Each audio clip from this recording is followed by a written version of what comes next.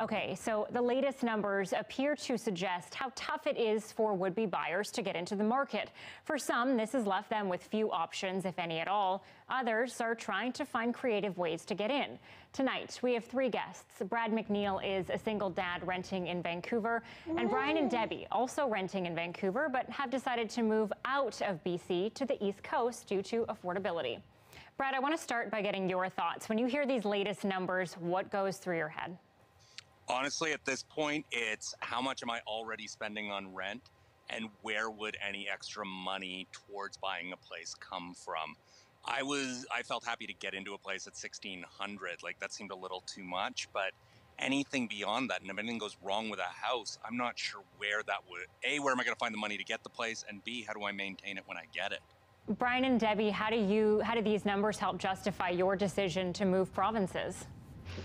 It was pretty obvious. It was, I don't know. Yeah, it's pretty straightforward. I mean, when the numbers are that high and the bidding wars that we're dealing with, it just makes financial sense, but also just from the sense of growing up a family. I mean, to get a place that you can grow into with lots of bedrooms, for example, it doesn't come cheap. So it was the right move to do for us. Well, and you two, tell me a little bit about that, because I know you hunted for a place in the Metro Vancouver area for about a year. So tell me what you could get here compared to what you can get where you're going. Sure. I mean, our initial hope was to get a detached home, and that's running at least about $1.5 million, let's say, in Vancouver. And it's a very rundown house. You're going to have to put a lot of elbow grease into it, whereas out where we're looking, you can find a much newer place, move-in ready, 3 bedrooms, 4-bedroom home. And again, it's not a condo, right? That's the other reality of Vancouver living. The other option is to do condo life, paying strata fees of $500 or more a month on top of your mortgage payment. So it makes sense to look elsewhere.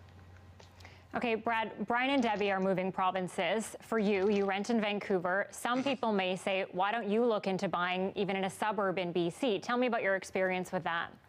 I have thought about that, and I've also thought about heading home. My folks live in London, Ontario, so there's a part of me that's always thought, like, if things get too bad, I can go there.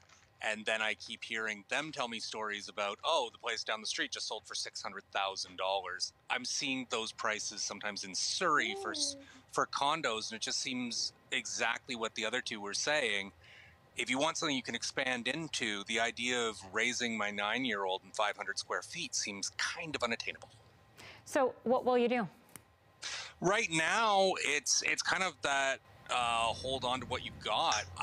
When I first got this apartment, the amount I was paying seemed so much. Now I look at what's available for renting. I'm gonna stick it out here as long as I can. It's also something that's funny as you get older. Like I have a child, so I can't just relocate to another neighborhood because we lose all the friends, we lose all that stuff. So right now I'm gonna hold tight, and I don't know. There's always that lottery. And Brian and Debbie, is there one thing or several things that could have actually kept you here in BC, or was this just kind of like, we looked at the market, this is impossible, we're out of here? I think for us, it was just the bidding wars that we've talked about. It was so competitive. No subjects, right? No subject to inspection, no subject to financing. I don't think that's a realistic thing for a lot of people to do. If you're going to put down $1 million or, anything around that price range, that's a lot of money. That's a lot of hard work we put into that money. And we want to protect that money through inspections and through subjects. And the fact that you can't do that, it's a huge deterrent. And like the other guy said, I feel like the lottery would have kept us here. All right, Brad, Brian, and Debbie, thank you so much for your time, and good luck with your search and your move. Thank you. Thanks for having me. Thank you very much.